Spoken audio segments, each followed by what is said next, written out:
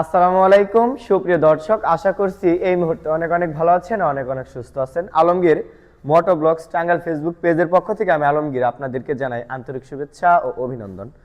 আজকে এমন একটা বাইক নিয়ে আসছি যে বাইকটা নিয়ে আসলে কথা বললে যা নিয়ে কথা বলবো তাই কম হয়ে যায়।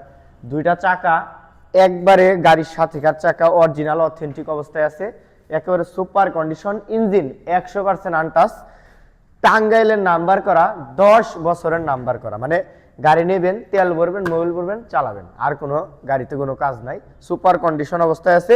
2021-এর মডেলের একটা বাইক, অত্যন্ত ভদ্রগর একটা বাইক।